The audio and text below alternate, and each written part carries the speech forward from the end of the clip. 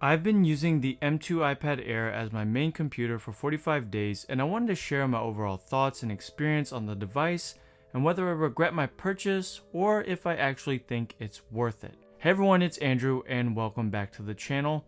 And honestly, I'm in love with this iPad. And although I am coming from the M1 iPad Air, there was enough in this product to make me want to switch. There's really nothing from a design perspective that I don't like.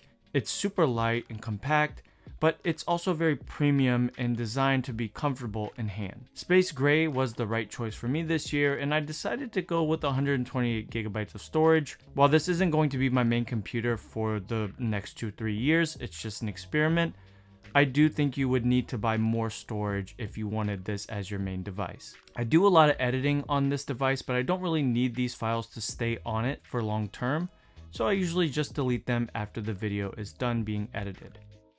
I also really enjoy Touch ID, and I think Apple moving the front-facing camera position was the right choice. I do think the 60Hz display is fine, especially if you have it connected to a monitor like I do. It's connected to my studio display. And for outdoors, peak brightness isn't great, but I'm not really on my iPad too much outside, so it's good enough for me. So how is it as a daily computer? I feel like having this for as long as I've had, it really can show me where it lacks or shines, and honestly, the M2 Air really does shine for me. It does every single task that I need it to without any performance issues or concerns. The main apps that I use for this are Apple Notes for writing scripts, iMovie for editing videos, and watching YouTube and shows on Apple TV. And now that it has the M2 chip in it, I find that it's more than enough to be a daily computer.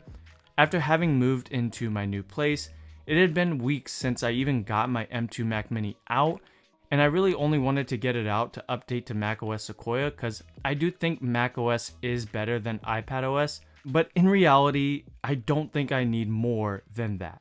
Again, storage would be a concern if I was attempting this long term, and for some reason, I just don't see myself using a MacBook Air or Pro. My wife has the M2 MacBook Air 15-inch, which I think is a fantastic computer, but I find myself never using it. I think I've used it only twice, and I just prefer being on the iPad Air. I'm also loving all the accessories I have, like the Magic Keyboard, and of course the new Apple Pencil Pro. And with features in iPadOS like auto-correcting your writing, it makes it even more useful for me, especially now that I've been heavily using this for writing notes. And it's also great because I can connect it to my studio display, I can connect it via Bluetooth to my Keychron keyboard as well as my Magic Trackpad, and I also love this iPad stand made by Kushu, who's also today's video sponsor. This is the X33 Pro Max iPad stand made by Kushu. I love the clean and minimal look, and it really goes well with my desk setup. It's crafted from aluminum alloy and is built to last. I've been using this with my iPad for a few weeks now and it's working fantastic. Even more, what makes this so special is this is the world's first magnetic charging stand. It not only connects magnetically, which is very secure and there's no risk of falling off or anything like that, but it also charges at 18 watts to deliver fast charging on your iPad. You just connect the charging cable that comes in your box with the iPad stand and it's ready to charge. Its hinges are really easy to adjust as well. It can change from portrait to landscape really easily, as well as rotate 360 degrees, and you can also set it at a perfect horizontal 90-degree angle. Use my link to get 10% off your next purchase.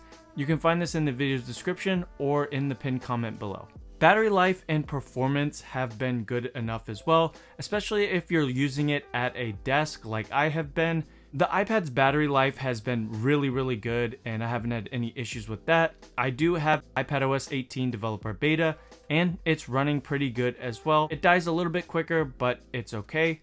And performance, like I said, it's doing everything that I needed to do. It exports videos really quickly. Scrolling on Safari has been great as well.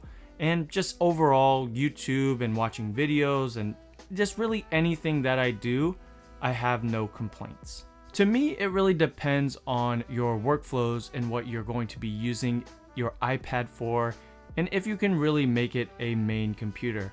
And for me, I think I could.